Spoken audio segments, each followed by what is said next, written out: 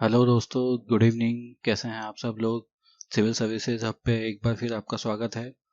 आज इस वीडियो में हम पीआईबी एनालिसिस डिस्कस करेंगे 28 मई 2021 का। तो आइए शुरू करते हैं। दोस्तों, आज के वीडियो की शुरुआत हम एक कोट से करेंगे जो कि यूपीएससी बहुत ही टफ एग्ज़ाम है और इसमें ज़्यादातर कैंडिडेट्स को क्वालिफाई करने में थोड़ा समय लग जाता है। इसलिए अपनी प्रिपरेशन की जर्नी में मोटिवेटेड रहना बहुत ज़रूरी है। इसलिए आज से हम अपने हर वीडियो में एक कोटेशन का यूज़ करेंगे जिससे आप मोटिवेटेड रह सकें और अपनी प्रिपरेशन बेहतर तरीके से कर सकें। तो देखिए आज का कोट क्या कहता है। कुछ ज़्यादा ख्वाहिशें नहीं हैं ज़िंदगी तुझसे, बस मेरा अगला कदम पिछले कदम से बेहतर हो। दोस्तों, जैसा कि आप जानते हैं कि यूपीएससी के एग्ज़ाम को क्लियर करने के लिए मल्टीपल अटेम्प्ट्स लोगों को लग जाते हैं और ज़्यादातर लोग यही कोशिश करते हैं कि उन्हें आईएएस या आईपीएस जैसी जो लाइट सर्विस हैं उन्हीं में ही रिक्रूटमेंट मिले।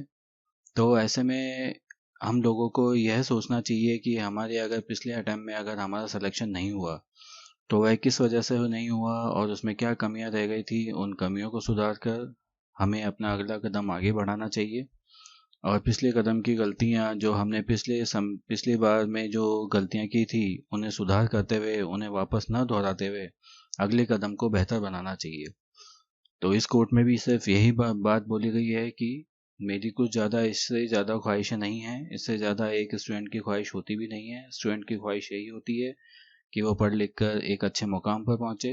इसलिए सिर्फ आपको अपना अगला कदम पिछले कदम से बेहतर करना है, इसके अलावा कुछ और नहीं करना। समय गुजरते गुजरते आप एक दिन सबसे बेहतर हो जाएंगे और आशा है इस परीक्षा को भी पास करेंगे। तो आइए शुरू करते हैं आज का पीआईबी एनालिसिस।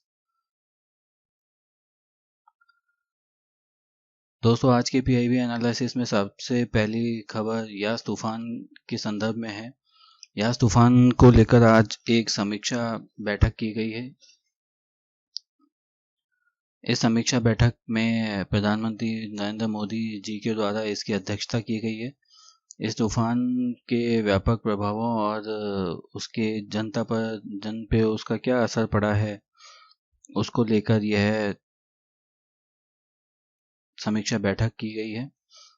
तो दोस्तों, इस तूफान से निपटने के लिए जो नेशनल डिजास्टर रिलीफ फंड है जिसे एनडीआरएफ शॉर्ट फॉर्म में कहा जाता है, उसने 106 टीमों का गठन किया था।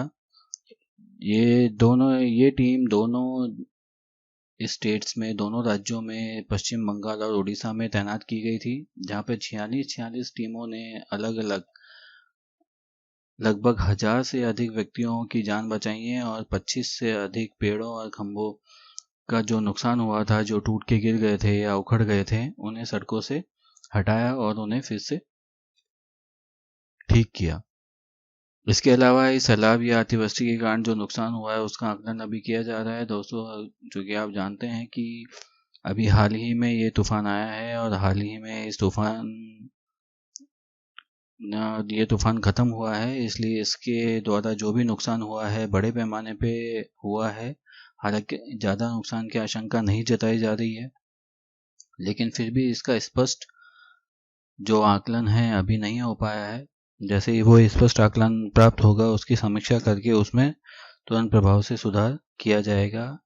ऐसी बात प्रधानमंत्री जी ने अपनी अध्यक्षता में इस बैठक में कही है। दोस्तों, अगली जो पीआईबी एनालिसिस में अगली रिपोर्ट है वो आयुष मंत्रालय से जुड़ी है। आयुष मंत्रालय ने एक रिपोजिटरी पोर्टल और आयुष संजीवनी के नाम से एक ऐप जारी किया है। आयुष संजीवनी की यह ऐप का यह तीसरा संस्करण है। इसका मतलब यह है कि इसका तीसरा वर्जन है। तो आइए जानते हैं इस न्यूज़ में क्या खास बात है।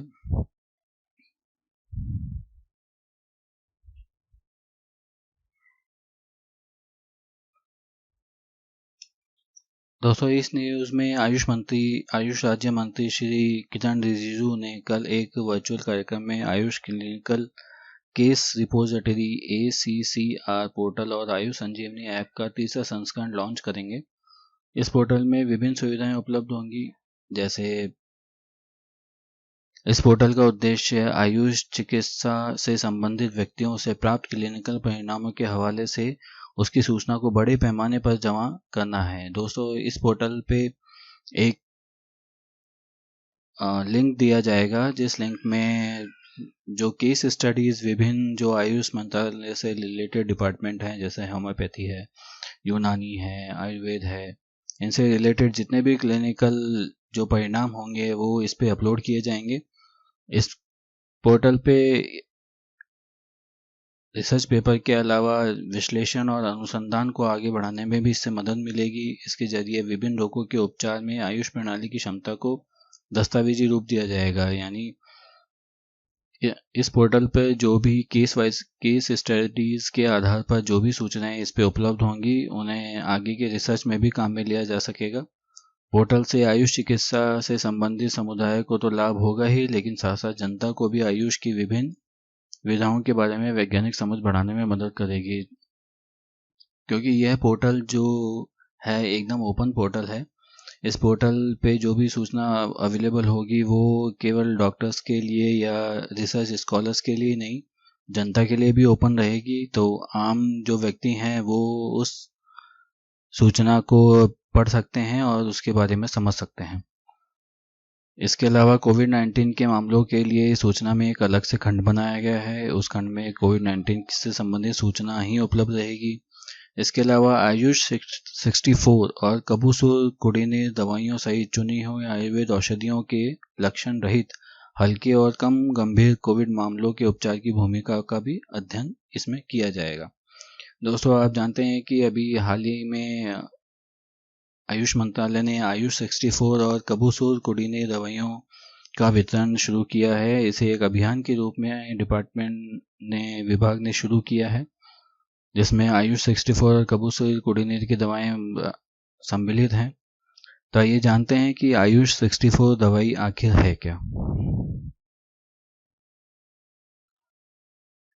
दोस्तों, आयुष 64 टैबलेट एक सप्तपर्णी, कुटकी, चिरायता और कुबेराक्ष औषधियों से मिलकर बनी है। यह दवा वैज्ञानिक अनुसंधान के आधार पर बनाई गई है। वैज्ञानिक अनुसंधान किया गया है दवाई को बनाने से पहले। यह बेहद ही सुरक्षित और प्रभावी आयुर्वेदिक दवाई है। ध्यान रखिएगा, आयुष 64 एक आयुर्वेदिक दवा है।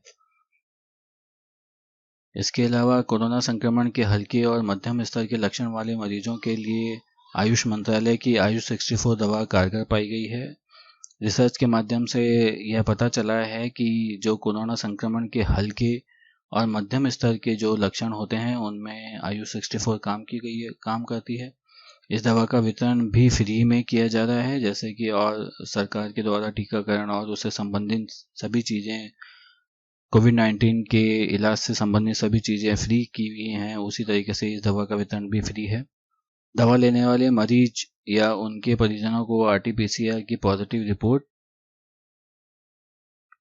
या रैपिड एंटीजन टेस्ट या HRCT टेस्ट चेस्ट रिपोर्ट, आधार कार्ड की कॉपी लाना जरूरी होगा। अगर आपको यह दवाई फ्री में चाहिए तो आपको वितरण केंद्र पर जाकर यह चीज़ें उपलब्ध करानी होगी। RT-PCR पॉजिटिव रिपोर्ट या रैपिड एंटीजन कार्ड या HRCT चेस्ट रिपोर्ट होनी चाहिए। उसके साथ में आधार कार्ड की फोटोकॉपी होनी चाहिए। इस स्थिति में यह दवा आपको फ्री में उपलब्ध कराई जाएगी। ध्यान रहे, यह दवा सभी लोगों के लिए नहीं है, केवल मरीजों के लिए यह दवा उपलब्ध कराई गई है।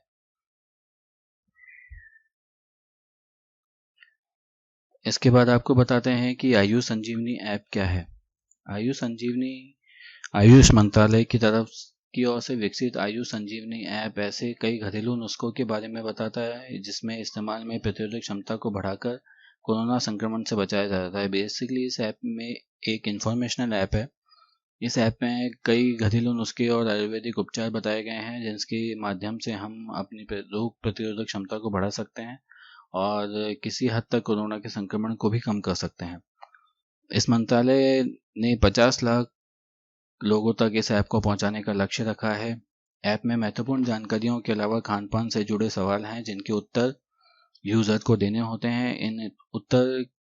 इन प्रश्नों के उत्तर के आधार पर मिली जानकारी से मंत्रालय कोरोना संक्रमण के बचाव और खान पान के बीच संबंध स्थापित कर बचाव की दिशा में अनुसंधान को गति दे सकता है, इसलिए यह जानकारी प्राप्त की जाती है।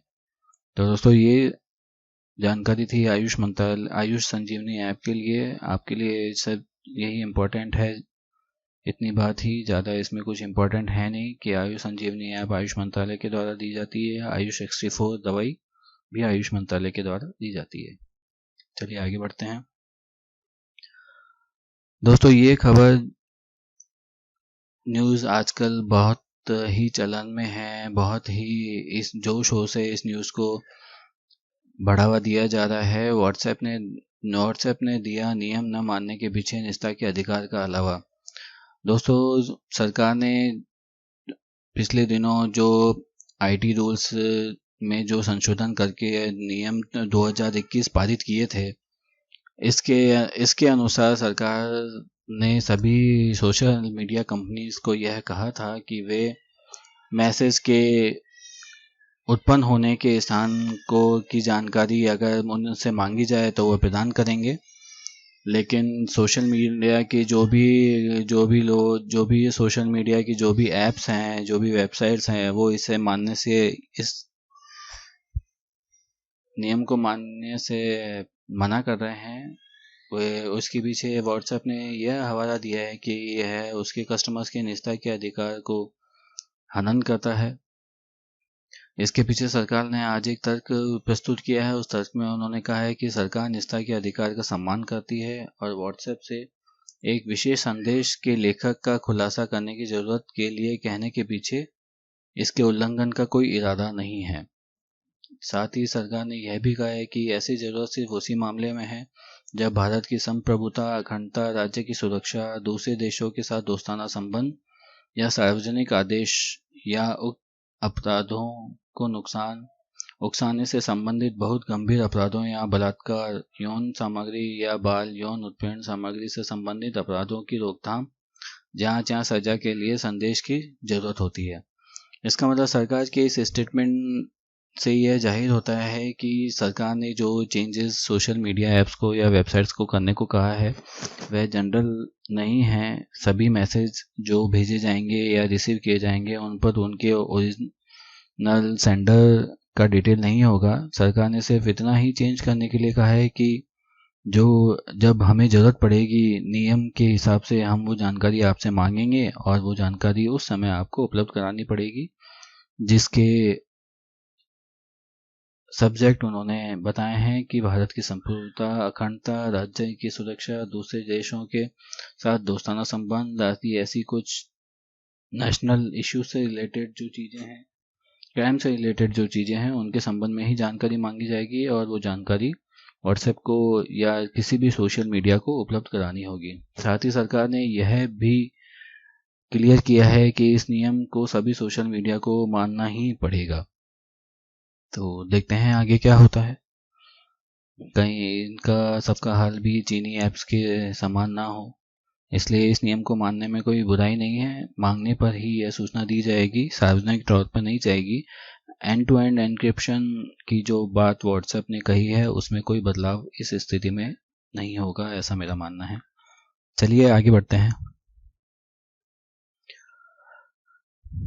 बात करते हैं रोड एंड हाईवे डिपार्टमेंट की। तो हाईवे डिपार्टमेंट ने आज ट्रांसपोर्ट डिपार्टमेंट ने आज एक दिशा निर्देश जारी किया है सभी टोल प्लाजाओं को। उन्होंने इस दिशा निर्देश में कहा है कि टोल प्लाजा पर 10 सेकंड से ज़्यादा की वेटिंग होने पर या 100 मीटर से लंबी लाइन होने पर टोल को फ्री करके सभी वाहनों को जाने दिया जाएगा। इस संबंध में दिशा निर्देश आज जारी कर दिए गए हैं। क्या है और इस न्यूज़ में आइए देखते हैं। भारतीय राष्ट्रीय राजमार्ग प्राधिकरण NHAI ने टोल प्लाजा पर वाहनों के सुगम और तेज आवाजाही को सुनिश्चित करने के लिए दिशा निर्देश जारी किए हैं। ये दिशा निर्देश टोल प्लाजा पर वाहनों को 100 मीटर से ज़्यादा लंबी कतार में लगने से रोककर यातायात की निर्बाध आवाजाही को सुनिश्चित करेगा। जैसा कि मैंने पहले आपको बताया कि 100 मीटर से ज़्यादा लाइन होने पर यातायात को फ्री में जाने दिया जाएगा, यातायात को कम किया जाएगा। 100 मीटर से लाइन जैसे ही ज़्यादा होगी ट्रैफिक को जाने दिया जाएगा। 100 मीटर के अंदर ही अगर किसी वजह से भीड़ हो जाती है तो उस भीड़ को भी 100 मीटर के अंदर ही रखना होगा। अगर किसी वजह से इंतजार करने वाले वाहनों की लाइन 100 मीटर से ज़्यादा होती है तो वाहनों को बगैर टोल का भुगतान किए गुजरने की छूट दी जाएगी जब तक वाहनों की लाइन टोल बूथ से 100 मीटर के दायरे में नहीं आ जाती है। इसके लिए प्रत्येक टोल लेन में टोल बूथ से 100 मीटर की दूरी पर एक पीली लाइन खींची जाएगी। एक पीली लाइन भी खींची जाएगी जिससे आने जाने वालों को 100 मीटर की दूरी का पता चले। 100 मीटर की दूरी से बाहर तुरंत वेटिंग होने पर वो इस दिशा निर्देश का हवाला देकर ट्रैफिक को कम करने के लिए टोल प्लाजा के जो भी मैनेजर हैं या जो भी उनको मैनेजमेंट है उनको कहकर इसे ट्रैफिक को फ्री आगे जाने के लिए बाध्य कर सकते हैं।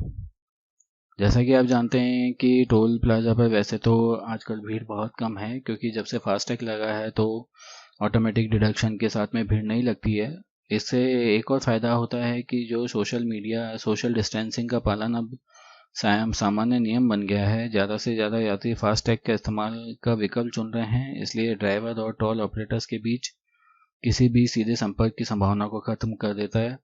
इसलिए जो आज का जो समय है उसमें फास्टैग का यूज़ करना ही सबसे बेहतर है। तो आप भी अपनी गाड़ियों में फास्टैग का यूज़ कीजिए जिससे कि सोशल डिस्टेंसिंग भी मेंटेन हो सके और जो इलेक्ट्रॉनिक वे में जो टोल डिडक्शन की बात सरकार ने कही है और वेटिंग को ख़त्म करने की 100% ख़त्म करने की बात सरकार ने कही है, इस लक्ष्य को पाने के लिए उन्होंने जो भी कदम उठाया उसका पालन करें और फास्टैग का यूज़ करें।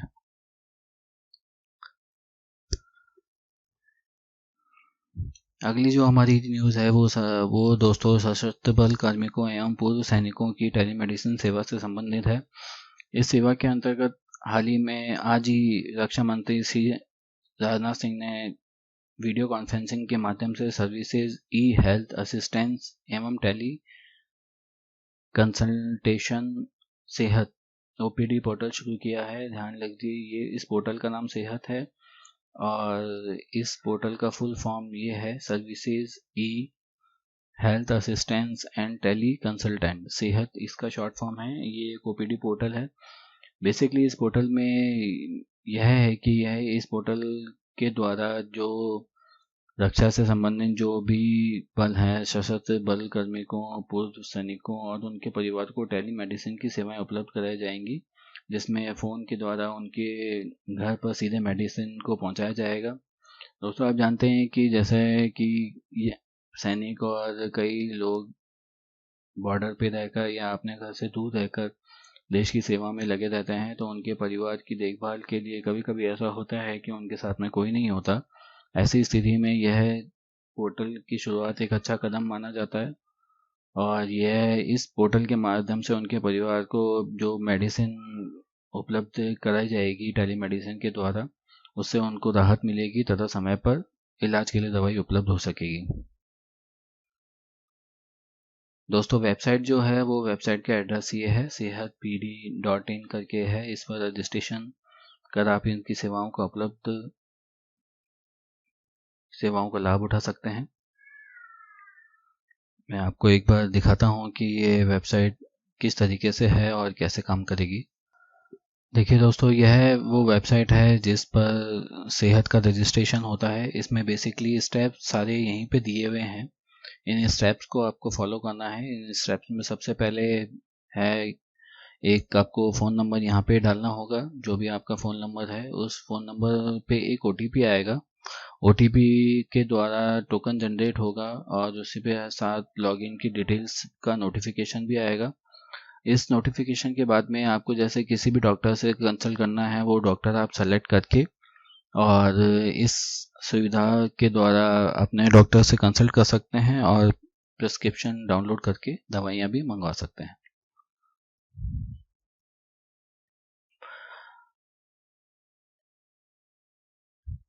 दोस्तों इसके अलावा इस सुरक्षा के साथ सेहत OPD पोर्टल का यह अंतिम संस्करण है। इसका मतलब यह है कि ये इनका लास्ट वर्जन है। इसके बाद में मॉडिफिकेशन होगा वो किसी और रूप में आएगा। इसका परीक्षण संस्करण अगस्त 2020 में शुरू किया गया था। सैन्य सेवा के डॉक्टर द्वारा बीटा संस्करण पर 6500 से अधिक चिकित्सक परामर्श पहले ही दिए जा चुके हैं। दोस्तों जो इसका बीटा वर्जन जो अगस्त 2020 में शुरू किया गया था उससे अब तक 6500 6500 लोगों ने अभी तक चिकित्सा परामर्श सफलतापूर्वक प्राप्त किया है। इसका मतलब यह है कि लोग इससे कंसल्टेशन ले रहे हैं और टेलीमेडिसिन के द्वारा दवाइयाँ भी उन तक पहुँचाई जा रही हैं। तो ये एक बहुत अच्छी सुविधा है। अगर आप सशस्त्र बल कार्मिक हैं, पूर्व सैनिक हैं, उनके परिवार में से कोई भी अगर आप हैं, आपके परिवार में ये लोग हैं, तो आप टेलीमेडिसिन के द्वारा मेडिसिन अपने पास मंगवा सकते हैं। इसके बाद बात करते हैं दोस्तों, एक और कोविड की दवा है जो रक्षा से संबंधित है, रक्षा डिपार्टमेंट से संबंधित है, जो 2G दवा जिसका नाम दिया गया है। इस दवा को DRDO के ने एक इंस्टीट्यूट की मदद से बनाया है, जो कि एक कोविड की दवा है। तो इस दवा के बारे में थोड़ी आपको जानकारी रहना आवश्यक है। तो दोस्तों, इस दवा 2DG दवा का फुल फॉर्म है 2-डीऑक्सी डी ग्लूकोज, यानी 2DG, 2-डीऑक्सी 2D, डी यहाँ पे 2 बार है इसलिए 2-डीऑक्सी डी और फिर G फॉर ग्लूकोज। 2DG दवा है। यह एक एंटी कोविड ड्रग है जिसे DRDO के वैज्ञानिकों ने बनाया है।